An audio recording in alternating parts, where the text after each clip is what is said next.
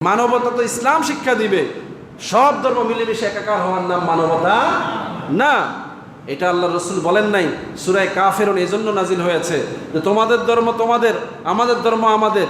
এই কথা বলার অর্থ না যে তোমারে আমি পাহারা দিব, আমারে তুমি পাহারা দিবা না। এটা ছিল চ্যালেঞ্জ যে তোমাদের ধর্মের দাবি মানার সুযোগ নাই, তোমরা তোমাদের ধর্ম মানতে পারো, কিন্তু আমার ধর্ম বাদ দিয়ে আমি তোমাদের সাথে আঘাত করবো না, তোমাদেরকে আমার ধর্মের দিকে আসতে হবে। যিনি এই বক্তব্য দিয়েছেন তিনি তার ধর্মের জরুরত প্রকাশ করেছেন। কি বলেন ঠিক না? নবী যখন দেখতেন বলেছেন যে আমার ইসলামী ইসলাম, একথা বলার অর্থ ছিল তোমার ধর্ম তুমি বিসর্জন দিবা কা দিবা না স্বাধীনতা তোমার, কিন্তু আমার ধর্ম বিসর্জন দিয়ে আমি তোমার ধর্মে যাব। সিদ্ধান্ত ছিল এটা। আজকে যারা আমাদের ধর্ম বিসর্জন দিয়ে অন্য ধর্মের সাথে আঘাত করে বলতেছে লাকুম দীনুকুম ওয়ালিয়া দিন, এরা কোরআনই বুঝে না, এরা কোরআনের তাফসীরই বুঝে না। কি বলেন ঠিক না? কাফেররা ছিল সেখানে শক্তিশালী, মক্কাতে কাফেররা ছিল শক্তিশালী। রাসূলুল্লাহর প্রাণকে তারা হরণ করার মতো ষড়যন্ত্র করেছে। সেই জায়গায় রাসূল চ্যালেঞ্জ করে বলেছেন যে তোমাদের ধর্ম আর আমার ধর্ম এক না। বাংলাদেশে কি মুসলমান শক্তিহীন নাকি? বাংলাদেশে কি মুসলমান দুর্বল নাকি? তো মুসলমানকে কেন বলতে হবে তোমার লগে আমার লগে কোনো ডিফারেন্স নাই? কথা বুঝতেছেন? এদেশে এটা যারা ওই আদলে বলতে যাচ্ছে, এরা মক্কার ওই রাসূলুল্লাহ সুন্নতটাকে অস্বীকার করছে। যেখানে প্রচন্ড শক্তির বিরুদ্ধে রাসূল মেনে নেন নাই, ধর্মকে এক করেন নাই, ধর্মীয় কাজকে এক করেন নাই, সেখানে নিজেদের সম্পূর্ণ শক্তি থাকার পরে আপনি একটা সংখ্যালঘু গোষ্ঠীকে প্রশ্রয় দিতে গিয়ে ইসলামের রূপ বদলায় ফেলবেন, এটা নবীর বিরুদ্ধে ষড়যন্ত্র। কি বলা ডেকে না? এটা ইসলামের বিরুদ্ধে ষড়যন্ত্র। এটা ইসলামকে দুর্বল করে দিয়ে ধর্মীয় মূল্যবোধকে নষ্ট করে দেওয়ার একটা গভীর ষড়যন্ত্র। হয়তো যারা করছেন তারা না বুঝে করছেন, বোঝার জন্য আপনাদেরকে আল্লাহওয়ালা লোকদের সোহবতে আসতে হবে। কারণ আল্লাহওয়ালাদের কলবের কাছে গিয়ে শয়তান ধোঁকা দিতে পারে। তারা সর্বক্ষণ আল্লাহর জিকিরে মশগুল থাকে, আল্লাহর নিরাপত্তার মধ্যে থাকে, এজন্য তাদেরকে ধোঁকা দেওয়া সম্ভব না। সুতরাং সাধারণ মানুষের সাথে আপনি জনপ্রিয়তা অর্জন করতে গিয়ে ইসলামকে ব্যবহার করবেন না। আজকে আহলে হাদিসরা আমাদের দেশে এই কাজই করছে। ভালো ভালো কথা বলতেছে, টাকা দিচ্ছে, পয়সা দিচ্ছে, অনুদান দিচ্ছে, ভালো খাওয়াচ্ছে, সভা সেমিনার করতেছে, কিন্তু ইসলামের রূপ বদলে দেওয়ার ষড়যন্ত্র করতেছে। কি বলেন ঠিক না? এ ব্যাপারে আমাদেরকে হুঁশিয়ার হতে হবে। এই জন্য সমাজে যে সকল আলেমরা আপনার মতের পক্ষে, তাদেরকে আপনি সম্মান করতে হবে। যে সকল আলেমরা আপনাকে সঠিক ইসলামের পক্ষে দাওয়াত দেয়, তাদেরকে সম্মান করতে হবে। যে সকল পীরেরা আপনাকে সঠিক তরিকা শিক্ষা দেয়, ওই সকল পীরদের বায়াত গ্রহণ করতে হবে। যে সকল ইমামরা আপনাকে সঠিক যদি ইমামতি করায়, ওই সকল ইমামদের পিছনে নামাজ পড়তে হবে। কি বলেন ঠিক না? গড়ে মিলে যাওয়ার সময় এখন না।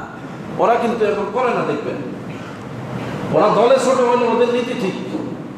ওরা আমাদের পিছনে নামাজ পড়তে আসে না, কারণ আমরা আহলে হাদিস না, আমরা কি না। ওরা আলাদা মসজিদ কায়েম করে, ওদের মতের ইমাম রাখে, ওদের খুতবায় ওরা নামাজ পড়ে, প্রয়োজন হলে 3-4 কিলোমিটার দূরে অটো দিয়ে গাড়ি দিয়ে হইলেও গিয়ে পড়ে। কি বলেন ঠিক না? আর আমরা মুসলমানরা তো সহজ দিন সবার পিছনে ইক্তেদা শুরু করে দিয়েছি। এখন সেই সময় নাই, সবার পিছনে ইক্তেদা করার মতো পরিবেশ আমাদের নাই। কারণ ইমামদের মধ্যে ফিতনা ঢুকে গেছে, আলেমদের মধ্যে ফিতনা ঢুকে গেছে, রাজনীতির মধ্যে ফিতনা ঢুকে গেছে, মসজিদগুলোতে ফিতনা হচ্ছে। এই জন্য আমাদেরকে সতর্ক হতে হবে। আপনি বলবেন যে তাহলে কি নামাজ পড়বো না? পড়েন, দিলটা শক্ত করে পড়েন। নামাজের হুকুম যতটুকু ততটুকু ঠিক রাখে যদি, তাইলে পড়েন। জুমা পড়বেন আজকে আপনি এক খুতবায়, তাহলে কি জুমা হবে? এক আজানে জুমা পড়বেন হবে? ওই মসজিদে গেলে কি আপনার নামাজ হবে? তা আপনি তো মনে করতেছেন ওনারা মুসলমান, আমরা মুসলমান না। ওরা তো ইসলামের রূপ বদলে ফেলেছে। ওরা এক আজানে জুমা পড়তে চায়, বাংলায় খুতবা দিয়ে ওরা নামাজে দাঁড়িয়ে যায়, ওদের নামাজই তো হবে না। কি বলেন ঠিক না?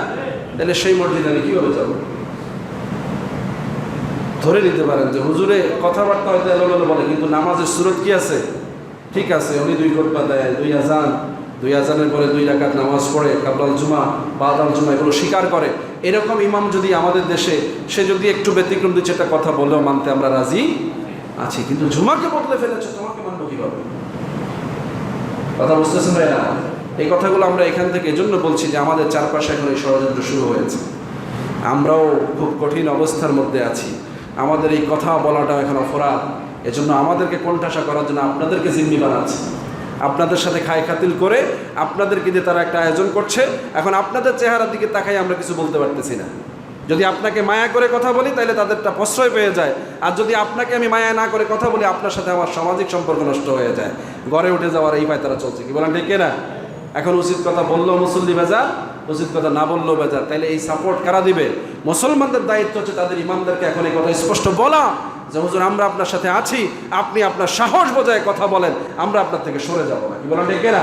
এই উৎসাহ যদি আপনি আলেমদেরকে না দেন তাহলে তারা কথা বলতে পারবে না। পরিস্থিতি জটিল হচ্ছে। ভারতের মুসলমানদের ইমান বাঁচানো সহজ, বাংলার মুসলমানদের ইমান বাঁচানো কঠিন। আপনি বললেন হুজুর কি বলেন? এটাই বললাম, কারণ ওখানে রাষ্ট্র বিরোধী, মুসলমানরা জানে রাষ্ট্রের কোনো আইন মানা যাবে না, কিন্তু এখানে রাষ্ট্র আমাদেরকে এমন আইন দেয় যা ইসলামী শরীয়তের মধ্যে পড়বে। তাহলে বিপদ কোনটা বেশি? কথা বুঝতেছেন কিনা? আশা করি আপনারা বোঝেন। আকল মান কিলে ইশারাই কাফি। এই জন্য বুঝ করে চলতে হবে, প্রত্যেকটা বিষয় সতর্ক হতে হবে। রাজনীতি, সরকার, এগুলোকে ইসলাম বানানো যাবে? ইসলামের আলোকে রাজনীতি হবে, ইসলামের আলোকে সরকার হবে। এটা part of this Islam, not total Islam. রাজনীতি, সরকার এটা ইসলামের একটা অংশ, এটা টোটাল ইসলাম না। টোটাল ইসলামের অধীনে রাষ্ট্র হবে, টোটাল ইসলামের অধীনে রাজনীতি হবে। কি বলে ঠিক না? আমি রাজনীতিক লোক না, আমি রাজনীতি ঘরানার লোক না, আমি রাজনীতির সাথে জড়িত লোক না, কিন্তু আমার এই কথা বলার অধিকার আছে। আমি ইসলামের লোক, আমি মুসলমান, আমি মুসলমানদের ধর্মীয় ক্ষেত্রে কাজ করি, সুতরাং মুসলমানদের পক্ষে আমার কথা বলার অধিকার আছে। আল্লাহ পাক আমাদেরকে বোঝার তৌফিক দান করুন। ওয়া আলাইনা ইল্লাল বালাগ। আপনারা মনে কষ্ট নিয়ে না, আমার 2-4 মিনিট সময় লেগেই যায়। অনেক সময় আমারও দেরি হয়, আপনাদেরও দেরি হয়, আপনারা রাখবেন না। নামাজের জন্য, ইসলামের জন্য এইটুকু স্যাক্রিফাইস আমরা করবো না ইনশাআল্লাহ।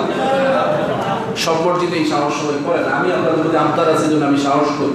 আপনারা আমার অনেক বলেন, কিন্তু আমি জানি যে আমার মুসল্লিরা আমাকে বলবে ঠিক, কিন্তু রাগ হয়ে যাবে না। এই আবদার আমার আছে, কারণ ইসলামের জন্য কথা বলছি আমি, আমার জন্য না। আমার কোনো পলিটিক্যাল ব্যাকগ্রাউন্ড নাই। অনেকে অনেক কথা বলে, কিন্তু আমার পলিটিক্সের সাথে কোনো জড়িত নাই। যদি থাকতাম, চাঁদপুর জেলার শীর্ষ নেতাদের একজন হওয়ার যোগ্যতা আমার ছিল। আমি যেই সময় চাঁদপুর শহরে কাজ করি, সেই সময় যদি রাজনীতি যুক্ত হলাম, তাহলে কোনো কোনো দলের আমির হওয়া আমার জন্য কঠিন ছিল না। কিন্তু আমি এমন এক ঘরানার পরিবারের লোক যারা রাজনীতিকে প্রমোট করেন, রাজনীতিকে নিয়ন্ত্রণ করেন, রাজনৈতিক নেতাদেরকে তারা দোয়া করেন। কি বলেন ঠিক না? সুতরাং আমি সেই জায়গা থেকে আমার কথা বলি, কারো খারাপ লাগতেও পারে, ভালোও লাগতে পারে। বিবেচনা করবেন ইসলামের দৃষ্টিতে, বিবেচনা করবেন বিবেকের দৃষ্টিতে, বিবেচনা করবেন ধর্মীয় দৃষ্টিতে। আল্লাহ পাক আমাদেরকে ঈমান মজবুত রাখার তৌফিক দান করুন। যারা কাবলাল জুমা পড়ে না, 4 রাকাত সুন্নাত পড়ে নেবেন ইনশাআল্লাহ।